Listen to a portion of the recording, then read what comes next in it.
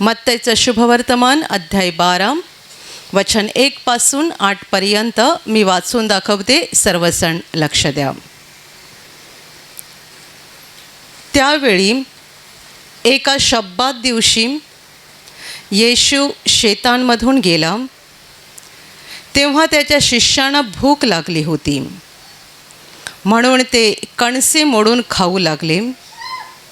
हे पाहून परुषी त्याला म्हणाले, पहा, शब्बात दिवशी जे करू नये ते आपले शिष्य करीत आहेत.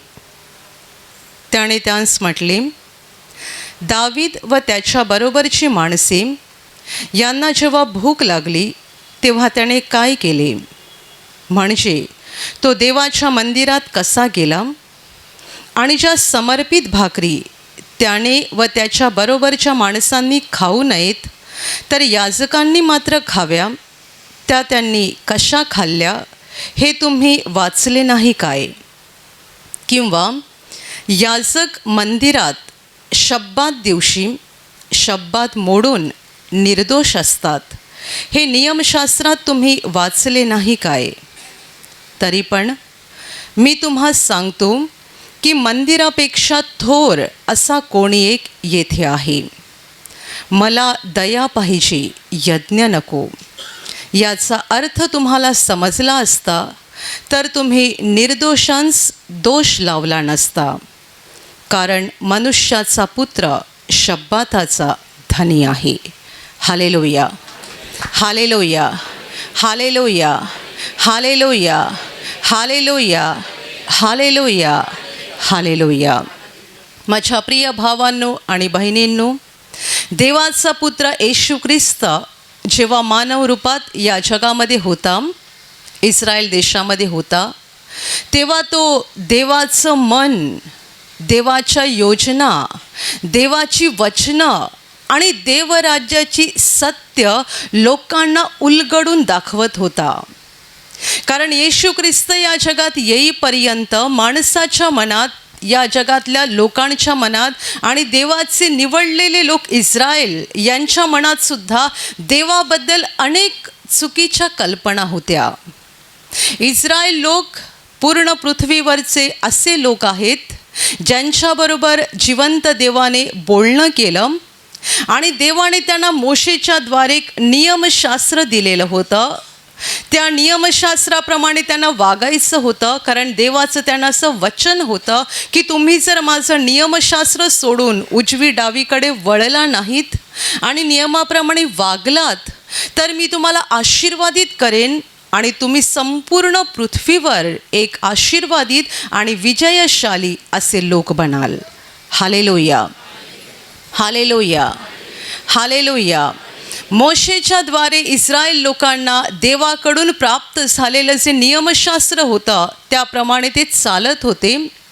पण त्या नियमशास्त्राचा अनेक वेळेला त्यांनी चुकीचा आणि आपल्याला पटेल आणि आपल्याला बरं दिसेल आणि आपल्या फायद्याप्रमाणे त्यांनी अर्थ लावला होता. आजकाल देखील खूप लोक असं करतात की बायबलची वचनं घेतात आणि त्या वचनाचा स्वतःच्या फायद्याप्रमाणे अर्थ लावतात. म्हणून तर ख्रिस्ती लोकांमध्ये सुद्धा भरपूर पंथ आहेत. वचन एकच, पण प्रत्येकजण अर्थ मात्र वेगवेगळा लावतो. Hallelujah, hallelujah, hallelujah, hallelujah.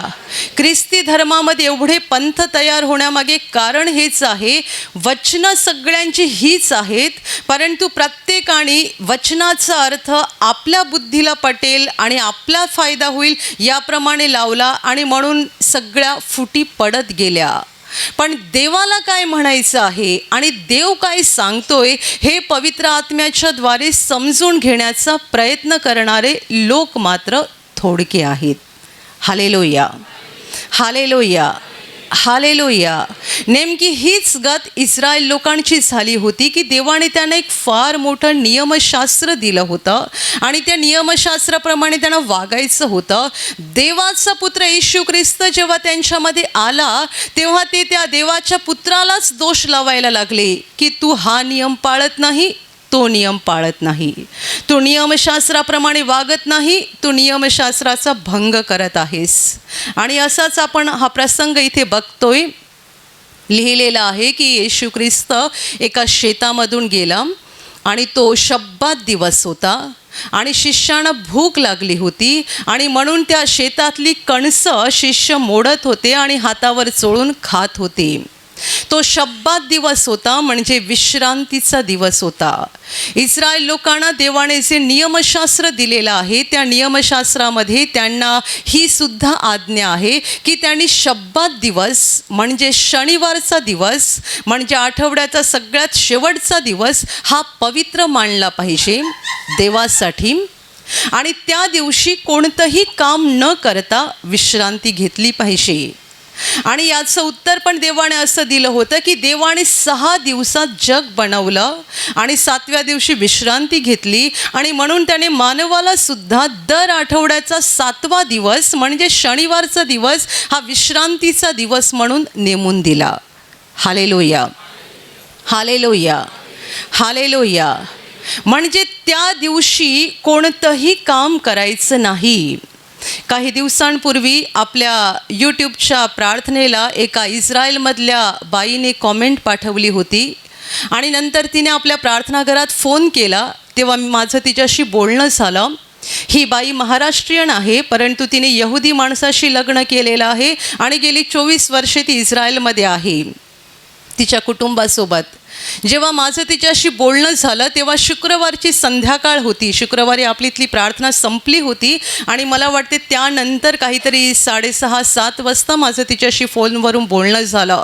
तेव्हा ती मला म्हणते की आत्ता शुक्रवारी संध्याकाळी 5ला यांच्या सभास्थानामध्ये दिवा लागतो आणि आत्तापासून उद्या संध्याकाळी 5पर्यंत कुणी काहीही काम करायचं नाही आहे. मी म्हटलं मग जेवण? नाही, ते शुक्रवारी दुपारी करून ठेवायचं. म्हटलं म्हणजे जेवता तुम्ही? मला वाटलं उपवास करून विश्रांती करताय की काय. शुक्रवारी दुपारी सगळे जेवण बनवतात, शुक्रवारी संध्याकाळी 5ला त्यांच्या सभास्थानामध्ये दिवा लागतो आणि त्याच्यानंतर शनिवार संध्याकाळपर्यंत कुणी काहीही करायचं नाही आहे. आजपर्यंत इस्रायल देशात हा नियम पाळला जातो. आपण इकडे बघतोय हे लोक येशूला दोष लावत होते. तुझे शिष्य देवाचं नियमशास्त्र मोडत आहेत आणि शब्बात दिवशी जे करू नये ते करत आहेत. म्हणजे ते काय करत आहेत? काम करत आहेत. कोणतं काम करत आहेत? ते त्या शेतातली कणसं मोडत आहेत, हातावर चोळून खात आहेत. काही लोक म्हणतात की शिष्याने चोरी केली असा त्यांचा आरोप होता, पण हा चोरीचा आरोप नाही आहे. जरी ती दुसऱ्यांच्या शेतातली कणसं असली तरी नियमशास्त्रात त्यांना अशी पण आज्ञा आहे की तुम्ही जेव्हा दुसऱ्यांच्या शेतात जाल तेव्हा त्यांच्या शेतातली कणसं खाऊ शकता, परंतु त्यांच्या उभ्या पिकाचं नुकसान करू नका किंवा उभ्या पिकाला विळा मारू नका. म्हणजे ते दुसऱ्यांच्या शेतातली कणसं खात होते, हे पाप करत नव्हते, कारण नियमशास्त्रात त्यांना तसं सांगितलेलं आहे. त्यांच्या दृष्टीने पाप काय होतं? यहुद्यांच्या दृष्टीने, शास्त्री पुरुषांच्या दृष्टीने पाप हे होतं की आज शब्बात आहे, विश्रांतीचा दिवस आहे, काम करायचं नाही असं देवाने सांगितलेलं आहे आणि तुझे शिष्य काम करत आहेत. Hallelujah, hallelujah, hallelujah, hallelujah. येशू त्यांना शेवटी असं म्हणतोय, मनुष्याचा पुत्र शब्बाताचा धनी आहे. तुम्ही कुणाला बोलताय की तू शब्बात मोडतोयस म्हणून? शब्बात मीच बनवला आहे आणि तुम्ही मलाच सांगताय की तू शब्बात मोडत आहेस. देवाचं नियमशास्त्र त्यांना प्राप्त झालं होतं आणि देवाचा पुत्र जेव्हा त्यांच्यामध्ये आला तेव्हा ते देवपुत्राला नियमशास्त्र शिकवायला लागले. आमचं नियमशास्त्र असं म्हणतं, आमचं नियमशास्त्र तसं म्हणतं, तू नियमशास्त्राच्या विरुद्ध वागतोस. नियमशास्त्र बनवलं कोणी? दिलं कोणी? ज्याने बनवलं, दिलं तोच आता मानव रूपात तुमच्यामध्ये आलेला आहे आणि तुम्ही त्यालाच दोष लावत आहात. जेव्हा ते लोक येशूला म्हणत होते की तुझे शिष्य शब्बात दिवशी जे करू नये ते करत आहेत, म्हणजे काम करत आहेत, म्हणजे नियमशास्त्राचा भंग करत आहेत आणि तू त्यांचा गुरु आहेस, तू त्यांचा शिक्षक आहेस आणि त्यांना अडवत नाही आहेस, हे करू देत आहेस. तेव्हा प्रभूने त्यांना स्पष्टीकरण दिलं. देव कोणाला गोंधळात ठेवत नाही, स्पष्टीकरण देतो. प्रभूचं स्पष्टीकरण होतं, तुम्ही वाचलं नाही काय, की दावीद आणि त्याच्या बरोबरची माणसं मंदिरामध्ये गेली आणि ज्या समर्पित भाकरी याजकांशिवाय कोणी खाऊ नयेत त्या त्यांनी खाल्ल्या, हे तुम्ही वाचलं नाही काय. आणि त्यामध्ये देवाने त्यांना पाप ठरवलं नाही. हा जुन्या करारामधला प्रसंग आहे की जेव्हा दावीद शौल राजापुढून पळत होता, त्याच्या जीवाला धोका असल्यामुळे, आणि तो आणि त्याच्या बरोबरची माणसं जंगलातून खूप प्रवास करून थकले होते, भूक लागली होती, तेव्हा ते एका मंदिरामध्ये पोहोचले आणि मंदिरातल्या याजकाला त्यांनी विचारलं की तुझ्याकडे काही खायला आहे का, भाकरी आहेत का, आम्ही खूप उपाशी आहोत, भुकेलेले आहोत. आणि तेव्हा याजकाने उत्तर दिलं की माझ्याकडे साध्या भाकरी नाही आहेत, पवित्र भाकरी आहेत. म्हणजे देवाला मंदिरात अर्पण केलेल्या समर्पित भाकरी आहेत, साध्या भाकरी नाही आहेत. आणि नियमशास्त्राच्या नियमाप्रमाणे या पवित्र भाकरी म्हणजे देवाला समर्पित केलेल्या भाकरी मंदिराची सेवा करणारे जे याजक आहेत त्यांनीच खायच्या असतात, बाकी लोकांना खायची परवानगी नसते. दावीद आणि त्याच्याबरोबरचे लोक हे याजकांच्या मधले लोक नव्हते, आणि तरीसुद्धा जेव्हा त्यांना भूक लागली आणि ते तिकडे गेले आणि त्यांनी याजकांना विचारलं आणि याजक बोलतोय की माझ्याकडे साध्या भाकरी नाही आहेत, पवित्र भाकरी आहेत, त्यावेळेला दावीदाने त्या भाकरी मागून घेतल्या आणि त्यांनी त्या खाल्ल्या. समर्पित भाकरी, पवित्र भाकरी ज्या फक्त याजकांनी खायच्या होत्या त्या त्यांनी खाल्ल्या आणि देवाने त्यांना पाप ठरवलं नाही. Hallelujah, hallelujah, hallelujah, hallelujah. आणि पुढे येशू म्हणत आहे, याजक मंदिरात शब्बात दिवशी शब्बात मोडून निर्दोष असतात, हे तुम्ही वाचलं नाही काय. म्हणजे शब्बात दिवशी पण याजकांना मंदिरात काम करावं लागतं. देवाला अर्पण करणं, यज्ञ करणं, बलिदान करणं, या गोष्टी याजकांना शब्बात दिवशी पण कराव्या लागतात. मग ते काम करत नाहीत का? मग शब्बात दिवशी शब्बात मोडून सुद्धा याजक निर्दोष राहतात, हे तुम्हाला माहीत नाही काय. आणि पुढे येशू म्हणत आहे, तुम्हाला जर या गोष्टीचा, या वचनाचा अर्थ कळला असता की मला दया पाहिजे, यज्ञ नको, याचा अर्थ जर तुम्हाला कळला असता तर तुम्ही निर्दोषांना दोष लावला नसता. Hallelujah, hallelujah, hallelujah, hallelujah, hallelujah. फार सुंदर असा हा प्रसंग आहे आणि आपण सुद्धा त्यातून खूप काही शिकण्यासारखं आहे. कारण बऱ्याच वेळेला आपण सुद्धा देवाच्या वचनांच्या बाबतीत आणि देवाच्या नियमांच्या बाबतीत अशाच रीतीने वागतो जसे हे शास्त्री पुरुषी वागत होते. Hallelujah, hallelujah, hallelujah. एक गोष्ट नेहमी लक्षात ठेवा की देवाचा प्रत्येक नियम हा माणसाच्या भल्यासाठी आहे, फायद्यासाठी आहे. देवाने इस्रायल लोकांना जे नियमशास्त्र दिलं होतं ते त्यांच्या भल्यासाठी दिलं होतं. त्यांच्यावर ओझं व्हावं आणि त्यांना जीवन कठीण व्हावं म्हणून दिलं नव्हतं. देवाची वचनं आपल्या भल्यासाठी आहेत, आपल्याला जीवन अधिक चांगल्या प्रकारे जगता यावं म्हणून आहेत.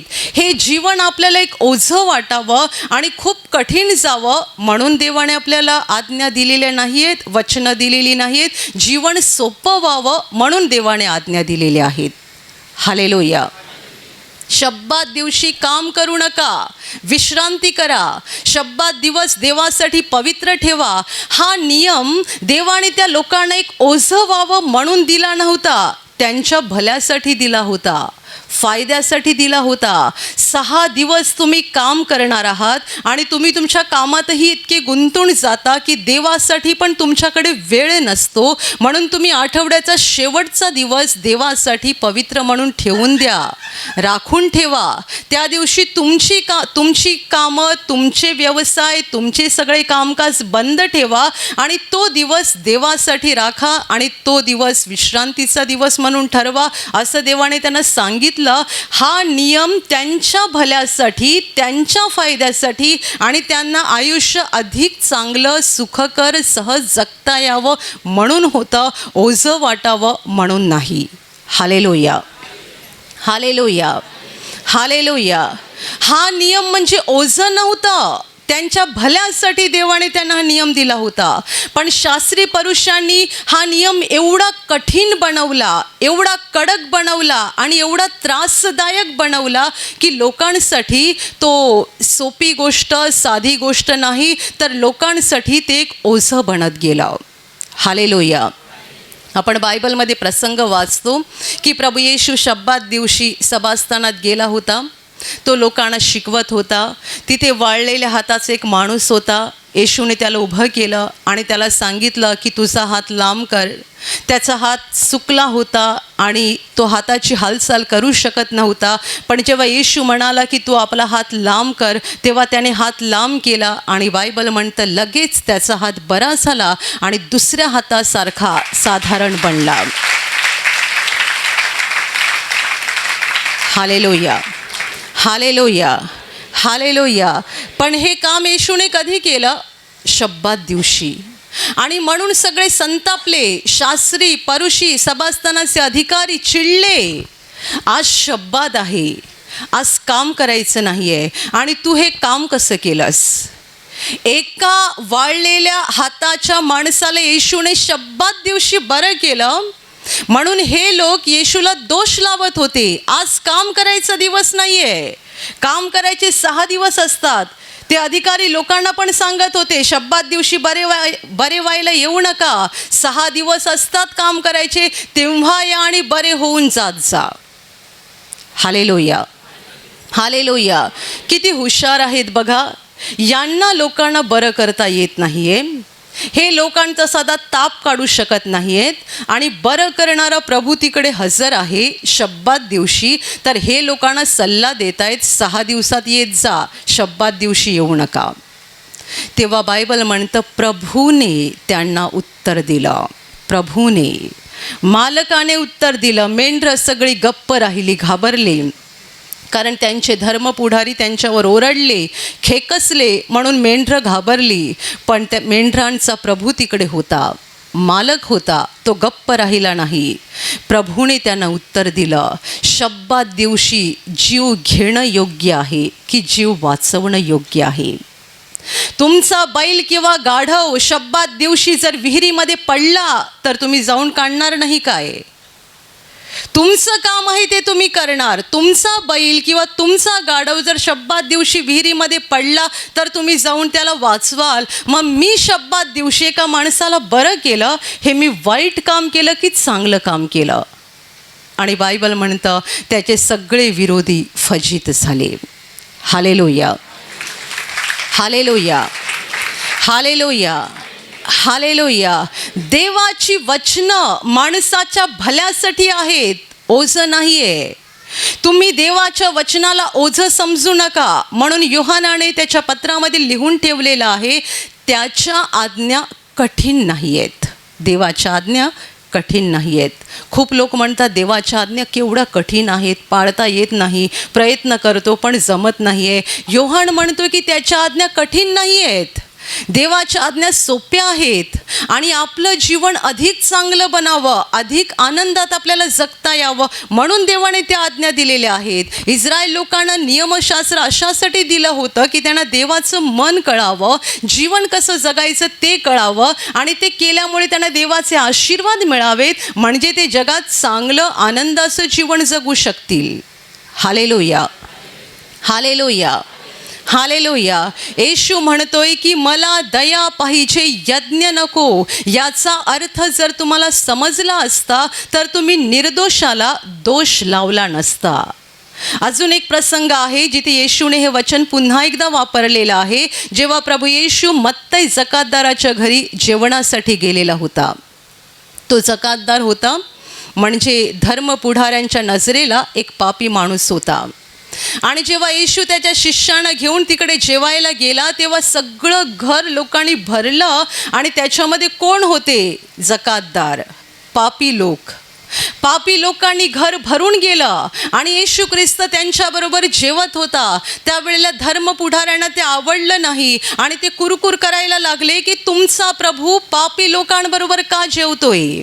हे सगळे पापी लोक आहेत, दुसऱ्यांना फसवणारे, लुबाडणारे, वाईट कामं करणारे सगळे पापी लोक आहेत आणि या पापी लोकांसोबत तुमचा गुरु का जेवतोय? त्यांची कुरकुर सुरू झाली. तेव्हा येशूने त्यांना उत्तर दिलं, निरोग्यांस वैद्याची गरज नसते तर रोग्यांना असते. मी नीतिमानांना नाही तर पापी लोकांना बोलवावयास आलेलो आहे. मला दया पाहिजे, यज्ञ नको. याचा अर्थ काय आहे ते जाऊन शिका. Hallelujah, hallelujah, hallelujah. लोक स्वतःला शहाणे समजतात आणि दुसऱ्याला दोष लावतात. हे धर्मपुढारी ज्यांना नियमशास्त्र तोंडपाठ होतं ते येशूला आणि त्याच्या शिष्यांना दोष लावत होते की तुम्ही पापी लोकांच्या बरोबर बसून कसे जेवताय? तुमचा प्रभू जर स्वतःला देवपुत्र म्हणवतोय, पापी लोकांच्या बरोबर कसा जेवतोय? येशू म्हणतोय, मी पाप्यांसाठीच आलेलो आहे. मला दया पाहिजे, यज्ञ नकोय. याचा अर्थ काय आहे ते जाऊन शिका. माझ्या प्रिय भावांनो आणि बहिणींनो, देवाने त्याचे नियम, त्याची वचनं आपल्या भल्यासाठी दिलेली आहेत आणि आपल्याला हे जीवन अधिक सोपं व्हावं, कठीण व्हावं म्हणून नव्हे, अधिक सोपं व्हावं म्हणून दिलेली आहेत. म्हणून देवाची जी वचनं आहेत ती समजून घेणं आवश्यक आहे, आपल्या बुद्धीने नाही तर पवित्र आत्म्याच्या प्रेरणेने. Hallelujah, hallelujah, hallelujah. पवित्र आत्मा आपल्याला काय सांगतो? पवित्र आत्म्याची इच्छा काय आहे? पवित्र आत्मा आपल्याला काय प्रकट करतो? त्याप्रमाणे आपण देवाची वचनं समजून घेतली पाहिजेत, आपल्या बुद्धीने नाही. कारण जो आपल्या बुद्धीने देवाची वचनं समजायला जातो तो नेहमी स्वतःचं भलं बघतो. ज्याप्रमाणे येशूने त्या माणसाला बरं केलं तर धर्मपुढाऱ्याने दोष लावला.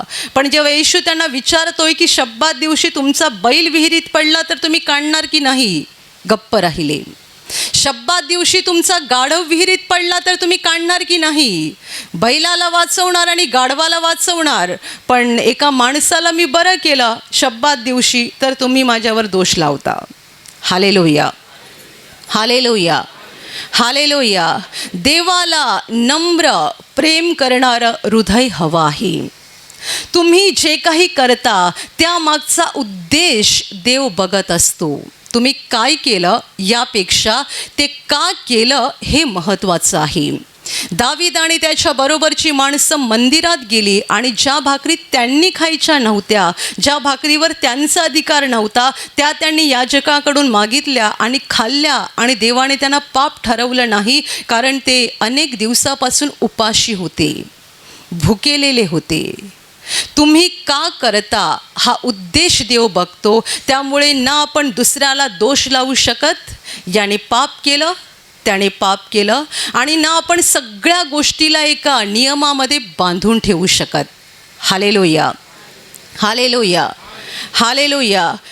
एक भाऊ मला म्हणतो त्याचं आणि त्याच्या बायकोचं रोज भांडण होते. रोज दोघं नवरा बायको मला भेटायला आले. तो मला म्हणतो भांडण होण्याचं कारण असं की ही माझं काही ऐकत नाही आहे. आणि मग ती पण बरंच बोलली, तो पण बराच बोलला आणि त्याने मध्येच एक प्रसंग सांगितला, ऐकून मला हसायला आलं. तो म्हणतो मी सकाळी कामाला जाणार त्यावेळेला माझी बायको उठते आणि प्रार्थना करायला बसते.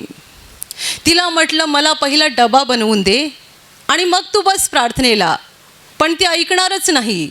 ती म्हणते ही माझी प्रार्थनेची वेळ आहे, मी प्रार्थना केल्यावरच तुला डबा बनवून देणार.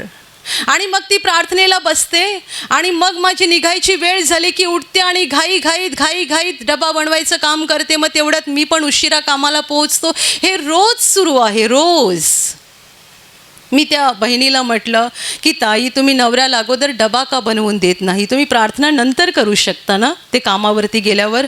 देते ना, थोडा उशीर होतो एवढंच, पण देते मी त्यांना रोज डबा बनवून. रोज कामाला जायला उशीर आणि रोज भांडण. Hallelujah, hallelujah. आता तुम्ही सांगाल की प्रार्थना महत्त्वाची आहे, डबा बनवणं महत्त्वाचं नाही आहे, त्याचं जेवण महत्त्वाचं नाही आहे. मुळीच नाही. या प्रसंगात, हा जो प्रसंग आहे ना, या प्रसंगात हे वचन उपयोगी आहे. मला दया पाहिजे, यज्ञ नको. तुमची प्रार्थना हा यज्ञ आहे. तुमची प्रार्थना हा यज्ञ आहे. नवऱ्याला डबा करून देणं ही दया आहे. देव म्हणतो मला दया पाहिजे, यज्ञ नकोय.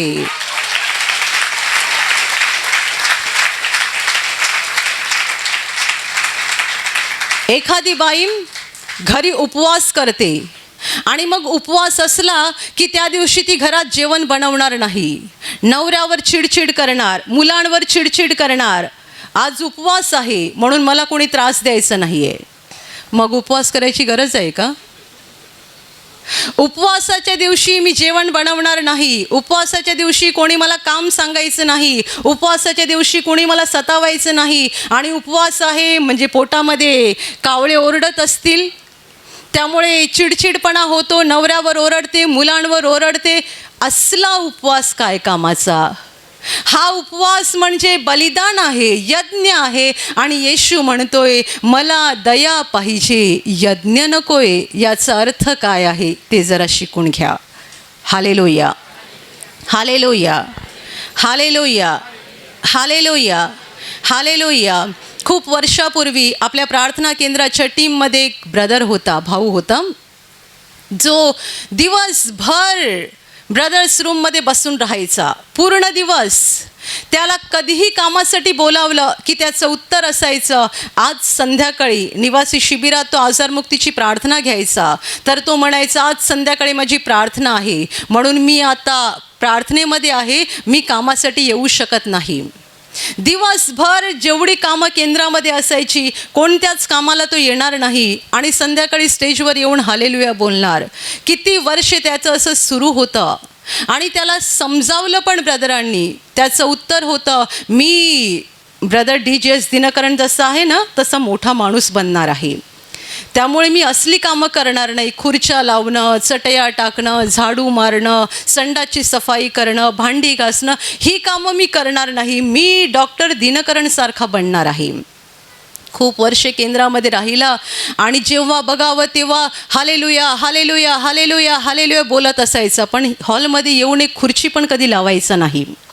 दिवसभर हालेलुया बोलणार, पण हॉलमध्ये लोकांसाठी येऊन एक 10 खुर्च्या लावायचं नाही, कोणतीही सेवा करणार नाही आणि अगदी जबरदस्ती केली तर कुरकुर करून करणार.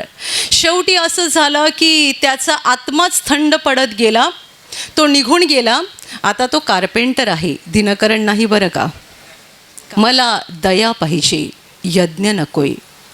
3 ते 4 वर्षे ब्रदर्स रूममध्ये राहून दिवसभर हालेलुया बोलत राहिला. सगळं हालेलुया फुकट गेलं, कारण जेव्हा तो हालेलुया बोलत होता तेव्हा देव त्याला सांगत होता जरा खाली जाऊन खुर्च्या लाव हॉलमध्ये, जरा चटया टाक, ते काम पहिलं कर, मला ते पाहिजे. जर कोणी रात्री आपल्या झोपेचा त्याग करून प्रार्थना करत आहे तर ती प्रार्थना देवाला मान्य आहे, पण तुम्ही कामं टाळायची आहेत म्हणून जर तुम्ही प्रार्थनेला बसत आहात तर तुमची प्रार्थना अशा यज्ञासारखी आहे जी देवाला अजिबात पसंत नाही आहे. Hallelujah, hallelujah, hallelujah.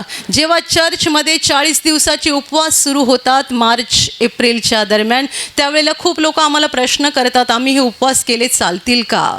मी नेहमी त्यांना उत्तर देते ज्यामुळे ते नाराज होतात. मी म्हणते पहिला उपवास रागाचा करा. 40 दिवसात कुणावर पण रागावणार नाही. जमते का बघा. जेवणाचा त्याग करणं सोपं आहे, रागाचा त्याग करणं सोपं नाही आहे. आणि ज्यांना खूपच राग येतो त्यांनी हा उपवास जरूर करावा. एकदम कडक उपवास करायचा. 40 दिवस कुणावरच रागावणार नाही. उपवास कसला करताय तुम्ही? खाण्यापिण्याचा. राग सोडवत नाही आहेत, वाईट सवयी सोडवत नाही आहेत, पाप सोडवत नाही आहेत. देवाला असल्या गोष्टी नको आहेत. म्हणून येशू म्हणतोय मला दया पाहिजे, यज्ञ नको. याचा अर्थ काय आहे ते जाऊन शिका. Hallelujah, hallelujah. उपवास करणं फार चांगली गोष्ट आहे. प्रार्थना करणं फार सुंदर गोष्ट आहे. देवाची स्तुती करणं फार महत्त्वाची गोष्ट आहे. परंतु या गोष्टी करत असताना महत्त्वाच्या गोष्टीवर दुर्लक्ष होता कामा नये. जसं मी तुम्हाला म्हटलं की ती बाई नवऱ्याला डबा करून द्यायला बघत नाही, ती वेळ प्रार्थनेची आहे. नवरा कामावर गेल्यानंतर प्रार्थना करता येत नाही का? पण ती ऐकणार नाही. मग अशी प्रार्थना देव ऐकतो का? अशा प्रार्थनेचा देव स्वीकार करतो का?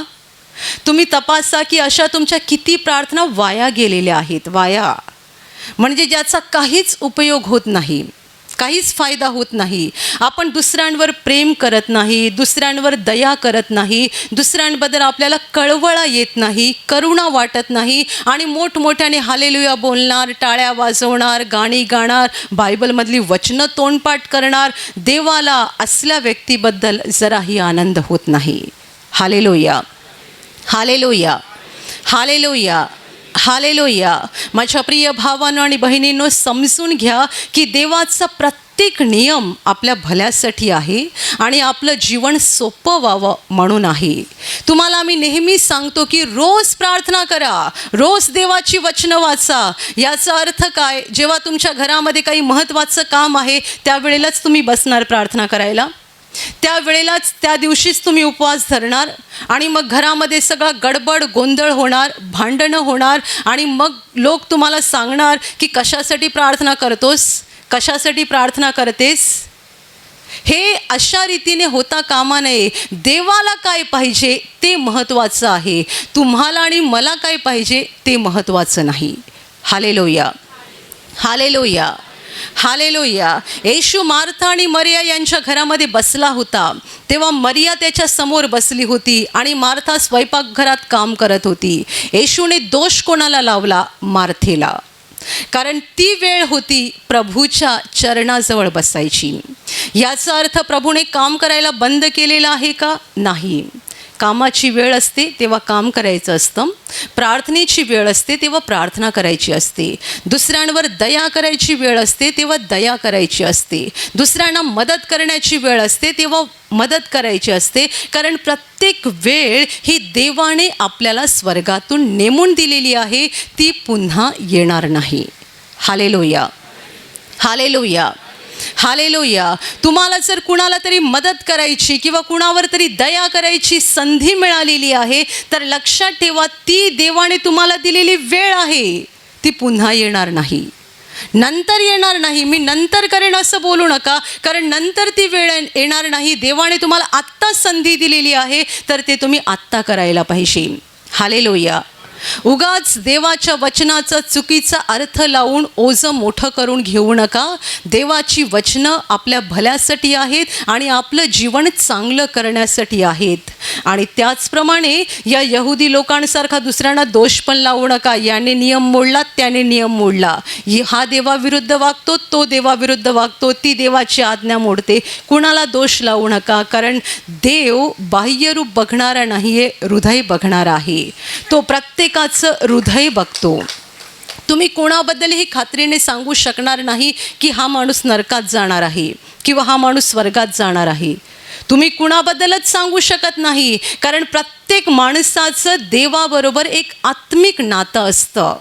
एखादा माणूस खूप वाईट जीवन जगला आहे, पण जेव्हा त्याच्या आयुष्याची शेवटची घटका आली तेव्हा आत्म्यामध्ये त्याने देवाशी काय संभाषण केलं हे तुम्हाला माहीत नाही आहे, मला माहीत नाही आहे. आणि आपण उगाच जीभ उचलून टाळाला लावून बोलू शकत नाही की हा नरकात गेला म्हणून. येशूच्या बाजूला क्रूसावर खेळलेला चोर, ज्याने आयुष्यभर चोरी केली, सगळे धर्मपुढारी बोलले असतील ना हा नरकात गेला म्हणून, पण शेवटच्या घडीला क्रूसावर लटकलेला असताना त्याने पश्चाताप केला, तो नम्र झाला. तो प्रभूला म्हणतोय की हे प्रभू, जेव्हा तू राजाधिकाराने येशील तेव्हा माझी आठवण कर. आणि येशूने त्याला अभिवचन दिलं, मोठं वचन दिलं, मी तुला खरं सांगतो, आज तू माझ्याबरोबर सुखलोकात असशील. हालेलुया. क्रूसाखाली उभे असलेले सगळे लोक हसत होते आणि ते बोलत असतील यांना चांगली शिक्षा झालेली आहे, खूप चोरी केली ना, खूप वाईट कामं केली ना, आता मेला बघा, नरकात गेला तो, तुम्हाला काय माहीत कुठे गेला. माणूस आपल्या जीवनातल्या शेवटच्या क्षणाला आत्म्यामध्ये देवाबरोबर काय संभाषण करतो हे आपल्याला माहीत नसतं. त्यामुळे आपण उठसूट कोणावरही बोट दाखवून कोणालाही दोष देऊ शकत नाही किंवा याने हे चूक केलं आणि त्याने ते चूक केलं असं बोलू नका. कारण प्रत्येक माणूस एक स्वतंत्र आत्मा आहे आणि तो देवाला जबाबदार आहे. आपण कुणाचा न्यायनिवाडा करू शकत नाही. Hallelujah, hallelujah, hallelujah, hallelujah. देवाचे नियम पवित्र आत्म्याच्या प्रेरणेने, पवित्र आत्म्याच्या कृपेने समजून घ्या आणि त्या नियमाप्रमाणे चालत राहा, ज्यामुळे जीवन कठीण होणार नाही, सोपं होईल, दुःखदायक होणार नाही, आनंददायी होईल आणि या जगात आनंदी जीवन जगून शेवटी आपण स्वर्गामध्ये पोहोचू. Hallelujah, hallelujah, hallelujah, hallelujah. आणि आता मी तुमच्यासाठी प्रार्थना करणार आहे. तुमच्या शरीराच्या ज्या भागाला आजार आहे तिथे पूर्ण विश्वासाने हात ठेवा आणि तिथे हात ठेवणं शक्य नसेल तर तुमच्या छातीवर हात ठेवा. विश्वास ठेवा की प्रभू येशू आत्ताच तुम्हाला स्पर्श करेल आणि बरं करेल. पूर्ण विश्वास ठेवा की प्रभू आत्ता तुम्हाला स्पर्श करेल आणि तुमच्या जीवनामध्ये अद्भुत काम करेल. तुमच्या शरीरातील सर्व आजार प्रभू येशूच्या नावाने या क्षणाला निघून जावोत. तुमच्या जीवनातील सर्व दुःख प्रभू येशूच्या नावाने या क्षणाला निघून जावो. तुमच्या जीवनात काम करणारी सर्व अंधाराची शक्ती प्रभू येशूच्या नावाने या क्षणाला निघून जावो. सैतानाची सर्व बंधनं तुमच्या जीवनातून तुटून जावोत. सर्व शुद्धात्म्यांनो, प्रभू येशूच्या नावाने मी तुम्हाला आज्ञा देत आहे, या क्षणाला ह्यांना सोडून निघून जा आणि पुन्हा त्यांच्यात शिरू नका. तुमचं हृदय स्वर्गीय शांतीने भरून जाऊ. स्वर्गीय आशीर्वाद तुमच्या जीवनात येऊ. पवित्र आत्म्याचा आनंद आणि पवित्र आत्म्याची शांती तुमच्या हृदयात भरून राहू. आमीन.